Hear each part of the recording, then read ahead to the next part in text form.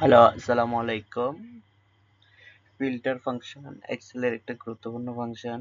এটার মধ্যে কাজ করার জন্য এটা ডাইনামিকলি ইউজ করা যায়। যেমন এখানে যদি আমি চেঞ্জ করি, ডাটা চেঞ্জ হচ্ছে, ফিল্টার হয়ে ডাটা আসতেছে। তো আমরা এই জিনিসটা কিভাবে কাজ করব এটা দেখবো এখন। ডাইনামিকলি ফিল্টার ফাংশনটা কিভাবে কাজ করে।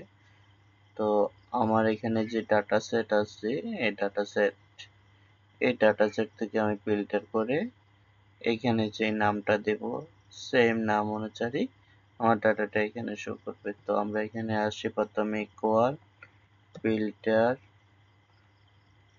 আমার ডাটা সেটটার নাম হলো যে ক্যাচ,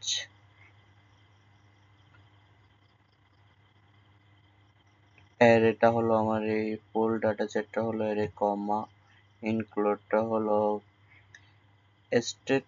তো স্টেটের জন্য প্রথমে কেস ডাটা সেটটা, সেকেন্ড ব্র্যাকেট ওপেন, স্টেটটা সিলেক্ট, দেন ব্র্যাকেট ক্লোজ, ইকুয়াল এইটা, দেন ব্র্যাকেট ক্লোজ, এন্টার হয়ে গেল।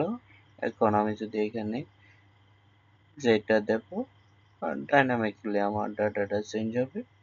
তো এটার মাধ্যমে আমি যে স্টেটের ডাটা দেখতে চাই জাস্ট ওই স্টেটটা সিলেক্ট করব অ্যান্ড দেন ওকে, আমার কাজ শেষ।